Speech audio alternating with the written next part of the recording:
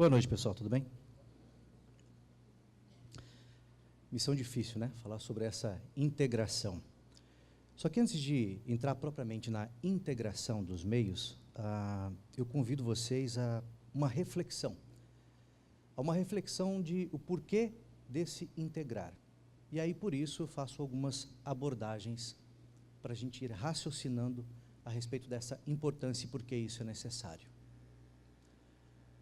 Cortou um pouquinho aqui, mas vou tentar trazer esse trechinho do livro Histórias dos Jornais do Brasil, de Matias Molina. Ele fala o seguinte, que as notícias demoravam meses para chegar ao Brasil colônia. A morte do rei Dom João de Portugal, em fevereiro de 1777, só foi conhecida em São Paulo 3 meses depois. Na capitania de São Pedro, do Rio Grande do Sul, somente se soube que Portugal estava em guerra com a Espanha 3 meses e meio depois do começo das hostilidades. Quando a notícia chegou, a guerra já tinha terminado. Bem diferente dos dias de hoje, né? Imagine que naquela época você demandava de um tempo enorme para receber as informações do que se ocorria.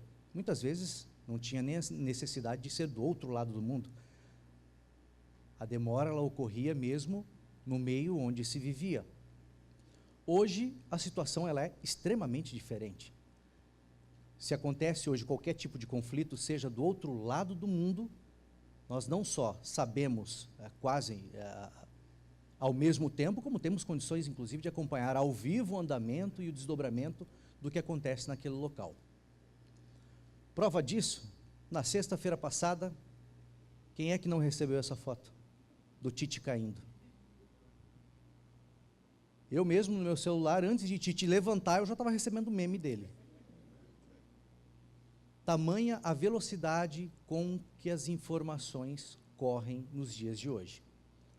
Então, as informações, elas tomam uma velocidade tão grande que a gente acaba sendo bombardeado com muitas notícias e muitas informações, e é preciso muito cuidado, às vezes, para a gente, inclusive, estar filtrando essas informações que chegam, o que muitas vezes acaba dando origem, como o próprio professor falou, a respeito das fake news, que são cada vez mais frequentes, e a gente acaba sendo cada vez mais exposto a essas situações, por esse bombardeio de informações que recebemos. Aqui é uma amostragem para se mostrar cada 50 milhões de usuários, cada meio de comunicação, cada item, quanto tempo demorou para alcançar 50 milhões de usuários.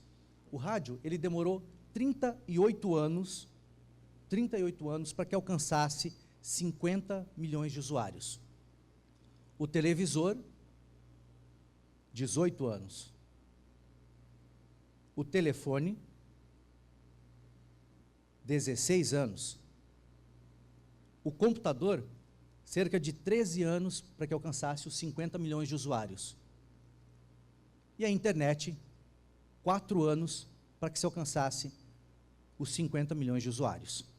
E tem algumas coisas que são lançadas, e a cada vez mais essa velocidade, ela nos atinge de uma forma surpreendente.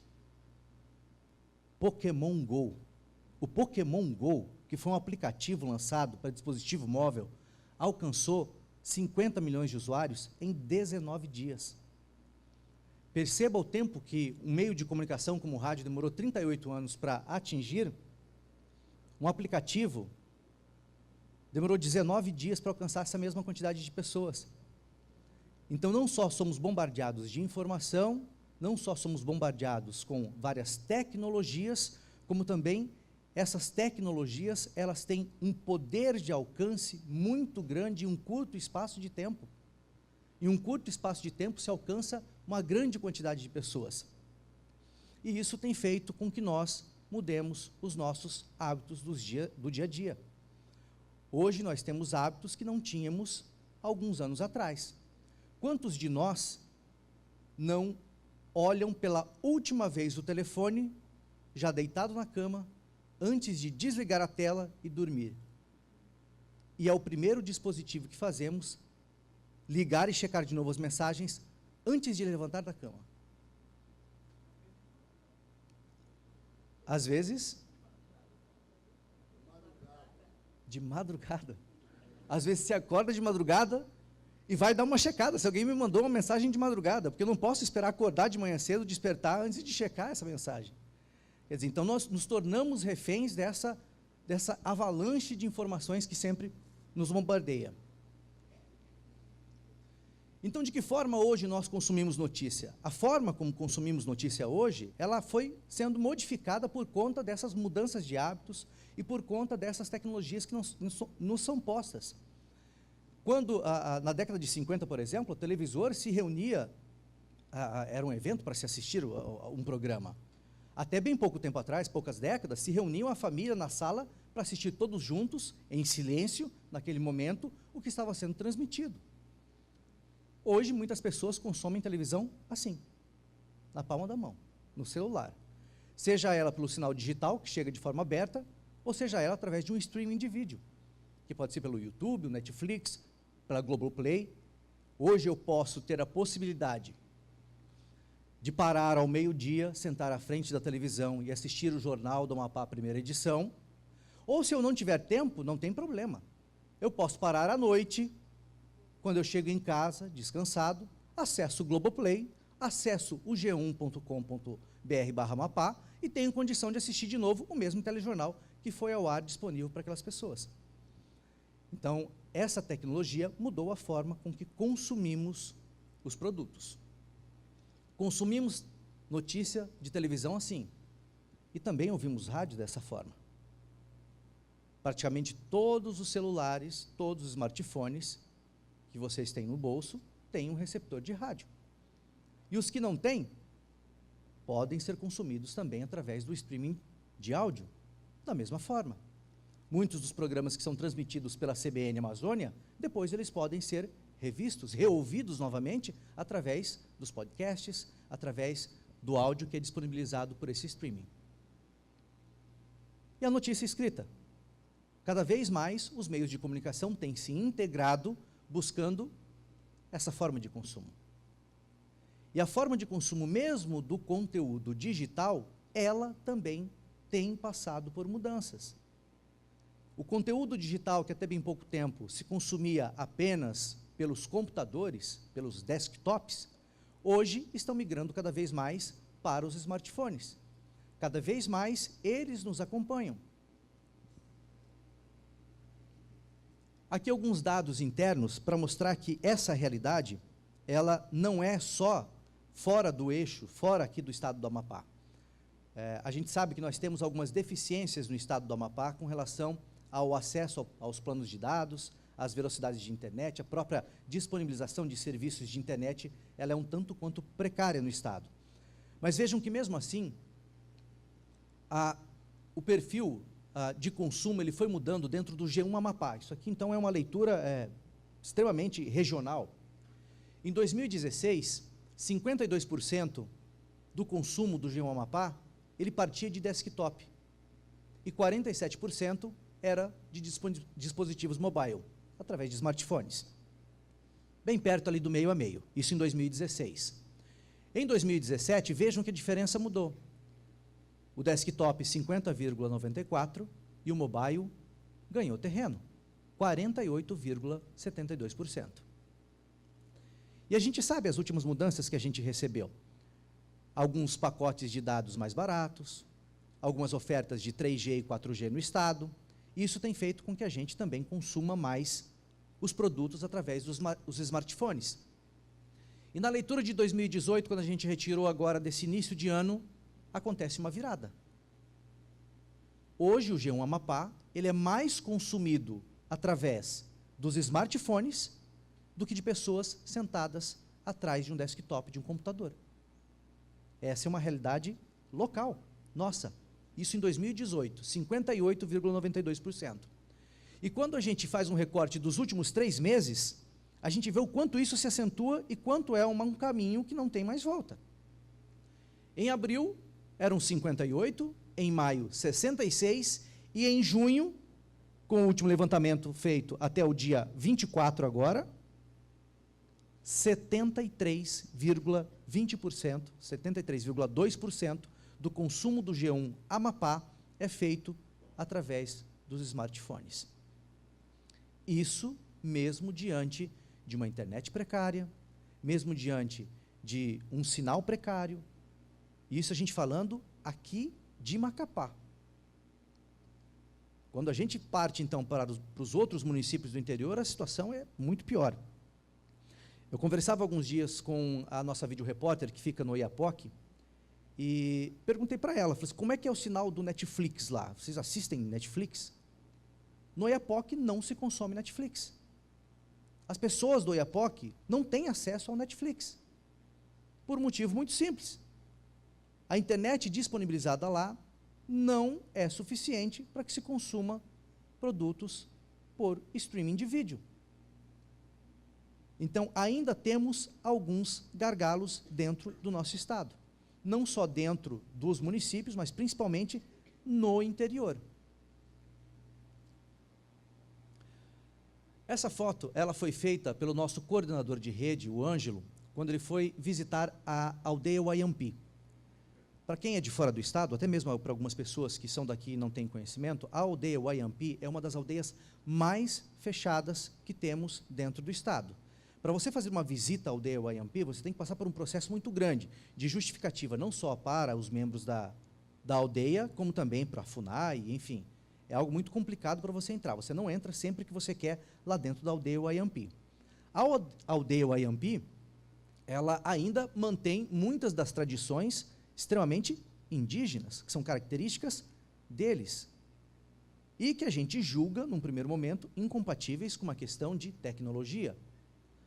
Nessa aldeia Wayampi, se lá no Oiapoque é difícil, imagine na aldeia Wayampi. A aldeia Wayampi, ela está localizada bem aqui, ó. Nós estamos aqui em Macapá.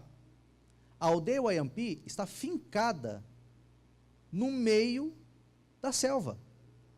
Ela está no meio da floresta. Isso tudo verde aqui, ó, essa foto foi retirada do Google Maps. São árvores, eles estão no meio da selva. E quando eu conversava com o Ângelo, que tinha ido lá para uma reportagem, uma produção de uma reportagem do Fantástico, ele foi me mostrando algumas fotos, e uma foto em especial nos chamou muita atenção. Enfiado no meio da selva, numa das tribos mais fechadas que temos no estado, ele fez esse registro.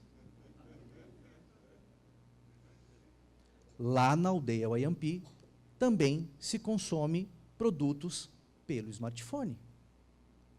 Eles recebem um sinal em um ponto específico, e esse ponto específico de sinal, acredito eu que seja de internet via ponto de satélite, disponibilizado pela FUNAI, e lá naquele ponto específico, eles têm uma rede Wi-Fi, onde ficam em volta daquela oca, com smartphones e até com notebooks. Lá na aldeia Wayampi, no meio da floresta, tem gente consumindo produto pela internet. Mesmo diante de todas essas dificuldades que nós temos aqui no estado com relação à tecnologia. Então perceba como que o acesso à tecnologia, ela muda costumes, ela muda a forma como nós vivemos. Muitas coisas que nós fazemos hoje só são possíveis graças às tecnologias que estão disponíveis. Quanto mais tecnologia eu tenho, mais diversificada são as formas de eu consumir conteúdos, as formas de eu me portar diante dessa sociedade. E aí, mesmo diante dessas dificuldades, às vezes eu fico pensando, imaginem, por exemplo, quando a gente volta um pouco a respeito de algumas empresas, Netflix, por exemplo. O Netflix hoje é inegável que ele é um sucesso de streaming de vídeo, mas quando o Netflix ele foi fundado, ele não necessariamente estava pensando em se tornar uma empresa que oferecesse vídeo pela internet. Quando o Netflix foi fundado, ele foi fundado com o propósito de entrega de DVDs, locação de DVDs, de uma forma diferente do que fazia a Blockbuster. Foi com a disponibilização e o andamento da tecnologia que eles viram um nicho para seguir e onde eles ocuparam esse espaço. Essa empresa que tinha como propósito de entregar DVDs através de uma locação diferente, ela soube se reinventar no momento certo e soube aproveitar as mudanças que estavam ocorrendo para que ela também pudesse continuar no mercado de locação de vídeo de uma forma diferente, mas usando a tecnologia a seu favor. Quantas empresas de locação de DVD que nós conhecemos, que nós íamos aos fins de semana, eu não estou nem voltando muito tempo ainda, quando era na época da fita, que ainda se não entregasse rebobinado, tomava multa. Quantas empresas dessas nós conhecemos, nós frequentamos, que não fizeram nada e hoje não existem mais? Fecharam as portas. Então, com essa tecnologia e esse avanço, faz-se necessário que nós repensemos o que estamos fazendo. E essa falta de, então, de acesso à internet, como eu estava falando? Eu vou trazer um exemplo de uma empresa, não sei se todo mundo já ouviu falar. Todo mundo já ouviu falar em SpaceX? Já sabem o que é ou não? Sabe que empresa é essa? Todo mundo já ouviu falar de uma empresa que quer levar seres humanos a Marte? Ok? Lembraram? É a SpaceX. A SpaceX, ela tem um projeto de levar seres humanos a Marte. Se é algum marketing que eles estão fazendo no momento, ou se de fato é um objetivo da empresa, é algo que ainda a gente deve vislumbrar.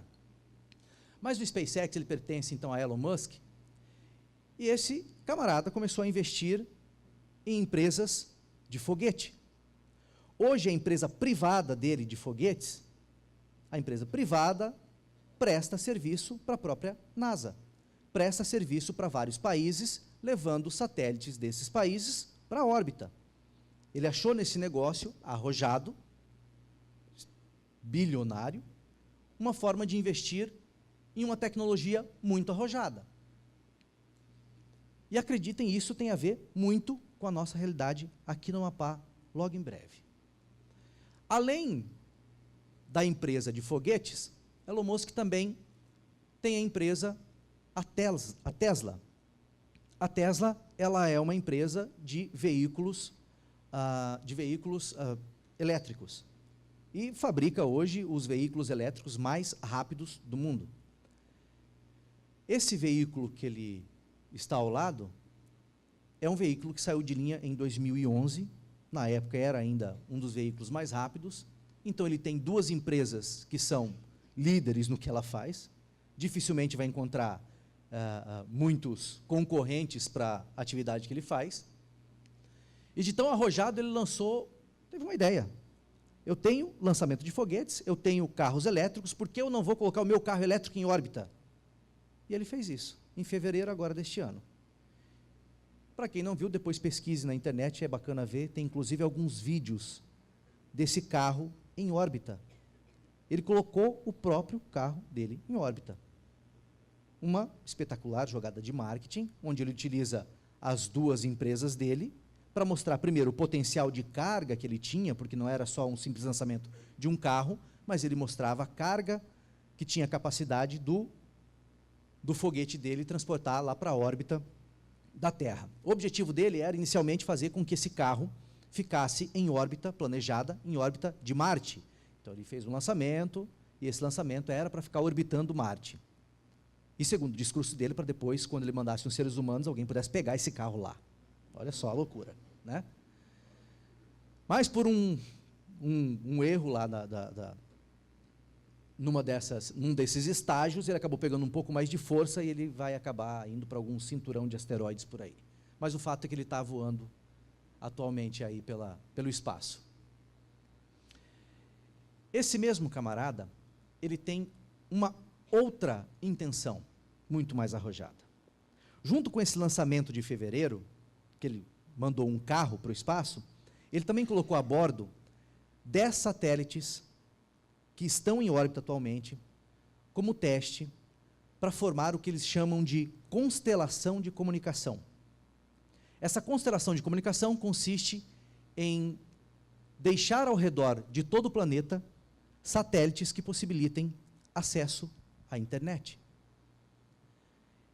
Acesso que possibilitem a todos, mesmo para os índios Wayampi, que estão no meio da selva, ou para alguém que esteja perdido no meio do Saara, tenha condição de mesmo nesses locais remotos, inóspitos, terem acesso à internet. O plano inicial dele é colocar em órbita em torno de 1.400 satélites. Esses 1.400 satélites iriam cobrir, então, todo o globo. Só para vocês terem uma ideia, todos nós, ou boa parte, já deve ter utilizado GPS, certo? Nós temos GPS no celular, utilizamos pelo Waze, utilizamos para nos locomover. Vocês têm ideia de quantos satélites são responsáveis por manter as informações do GPS, que fazem com que o seu celular ali saiba exatamente onde ele está? São 24 satélites em todo o globo. Esses 24 satélites fornecem informação suficiente para determinar em que local exato do globo você está naquele momento. 24. A intenção dele é colocar 1.400. E fornecer, assim, uma velocidade de internet em torno de 1 gigabit por segundo. Hoje, nas nossas casas, nós temos mal 5, aqui no Amapá, 5, 10 mega. Ele quer oferecer 1 giga. Imagine o que isso vai proporcionar de tecnologia para a gente poder fazer. E não é apenas a empresa dele, várias outras gigantes também estão nesse páreo. A SpaceX, a própria Samsung já declarou que quer também fazer uma constelação de comunicação, OneWeb, Boeing, Telesat e várias outras empresas. Então não é questão de se vai acontecer, é questão de quando vai acontecer.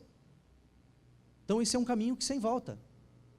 Essas duas realidades, elas vão estar próximas num curto espaço de tempo. Então qual deve ser a nossa preocupação diante de tanta tecnologia, diante de tanto acesso à informação, e cada vez mais frequente, cada vez mais veloz, e cada vez em qualquer lugar onde eu esteja ele me persegue? A nossa preocupação ela deve ser com a produção de conteúdo, e não propriamente na forma como eu estarei entregando esse conteúdo. A integração das mídias, ela é importante sim, ela é muito importante, a integração das mídias, para diversificarmos a forma como chegamos até o nosso consumidor. Então, eu preciso estar lá ao meio-dia transmitindo ao vivo o telejornal para o meu consumidor que está sentado assistindo o telejornal, mas eu também preciso diversificar essa forma de entrega e tenho que também me preocupar em entregar ela de uma forma que ele possa consumir esse mesmo conteúdo através de um streaming 11 horas da noite. Então, é importante sim a integração das mídias, mas é o conteúdo que verdadeiramente vai nos diferenciar. É essa produção de conteúdo que vai nos tornar diferentes.